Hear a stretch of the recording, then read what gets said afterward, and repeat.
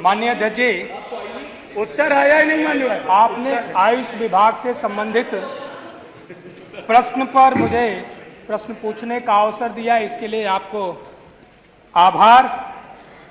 मान्यवर, सरकार का जवाब जब हम पढ़ते हैं और आयुष विभाग का जो लीडिंग विभाग है वो आयुर्वेद है, और आयुर्वेद की व्यवस्थाओं पर नजर जब डालते हैं तो ऐसा लगता है जो हमारे मनीषियों की एक धरोहर रही है, उस धरोहर को मिटाने में।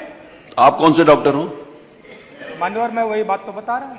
वो कौन से? भूमिका एलोपैथिक हो कि आयुर्वेदिक हो? आप समझे कौन जो भूमिका भारत के ज्ञान महोदय, एक मिनट, जो भारत के ज्ञान विज्ञान को मिटाने के लिए जो हुड़ों ने, जो बख्तियार खिलजी जैसे विदेशी आक्रांताओं ने जो योगदान दिया है, आज वही कार्य भारतीय जनता पार्टी की सरकार में हो रहा है।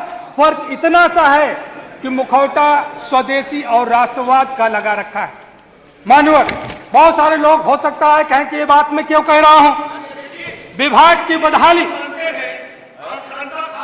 जी मैं मानता, मैं बात करता, आपको जवाब देना है, जवाब आपको देना है। जब समाजवादी पार्टी की सरकार थी, जब तक समाजवादी पार्टी की सरकार थी, मेरे पास एक ज्ञापन है मान्यवर।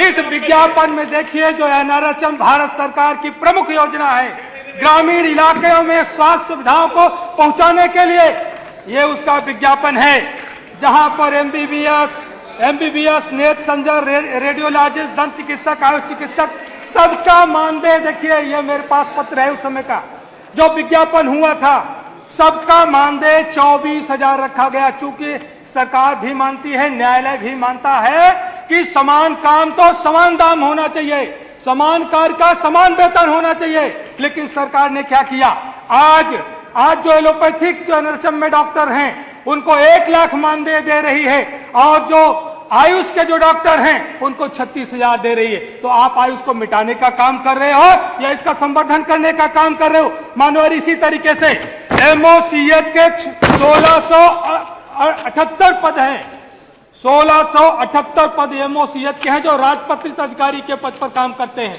जिनकी भर्ती आयुर्वेद विभाग से हुई, जो काम चिकित्सा स्वास्थ्य माननीय डिप्टी सीएम साहब का करते हैं, सैलरी ये देते हैं। लेकिन इन्होंने जो 1678 पद जो भर्ती हुए थे, आज तक इनका प्रमोशन करने का काम नहीं किया। जो जिस पद पर भर्ती हुआ था उसी पद पर रिटायर होने जा रहा है। आप बेगारी करवा रहे हो, आप उसको सम्मान नहीं देना चाहते। आप ये कहते हो कि हम आयुर्वेद का संवर्धन करने का काम करें।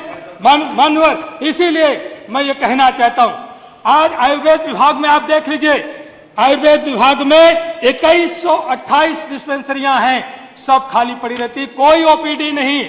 गुरुग्राम में आदमी जाता है पंचकर्मा कराने के लिए, 5-5 लाख रुपए फीस देकर के आता है, लेकिन इनके आयुर्वेदिक चिकित्सालयों में जो पंचकर्मा है वो बेकार पड़ा हुआ है।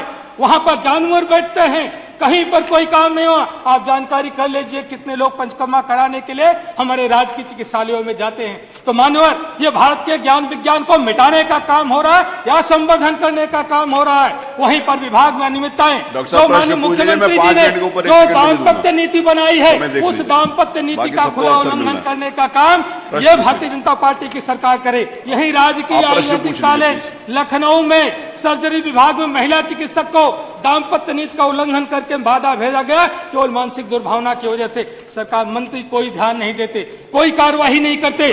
माननीय, मेरा प्रश्न है कि एमओसीएच को या तो उनको चिकित्सा स्वास्थ्य विभाग में ले लिया जाए या आयुर्वेद में कर दिया जाए, और उनका समय समय पर प्रमोशन की नियमावली बनाने का काम किया जाए, वो नहीं बनी है। दूसरा, एनआरएचएम के डॉक्टर, जो भारत सरकार की एनआरएचएम की एक ही गाइडलाइन है, वही काम हर कोई करता है, तो उनके वेतन में विसंगतियां क्यों, उनके मानदेय में विसंगतियां क्यों? सबको बराबर करने का काम किया जाना चाहिए। तीसरा मेरे हाथ में ये भारत का राजपत्र है, भारत सरकार ने जो 39 ऑपरेशन ऐसे हैं जो आयुर्वेद के शल्य चिकित्सकों को करने के लिए अनुमति किया है, उसका राजपत्र जारी करने का काम किया है। चलिए, सरकार धन्यवाद। कभी स्पष्ट नहीं करती। चलिए, आपके प्रश्न उस आगे 5 राजपत्र मिनट को हो गए हम आपके। मानते 5 मिनट हैं से ज्यादा मैं या अवसर नहीं नहीं दे मानते सकता। हैं। श्री ये- ब्रजेश कठेरिया। ये मानते श्री हैं ब्रजेश या नहीं कठेरिया। मानते हैं? ब्रजेश कठेरिया हैं? मैं सवाल मैं आपका हो गया, मैं आपको 4 मिनट दूंगा। कि एमओसीएच को उनको समय समय पर उनका प्रमोशन करेंगे कि नहीं, एनएचएम को सारे पैथी के चिकित्सकों को एक समान वेतन देंगे कि नहीं, दाम्पत्य नीति का उल्लंघन करने वालों की जांच करवा करके कार्रवाई करेंगे कि नहीं, और भारत सरकार के राजपत्र को मानते हैं कि नहीं मानते, बैठिए। ये माननीय मंत्री जी को जवाब देना होगा। श्री ब्रजेश कठेरिया।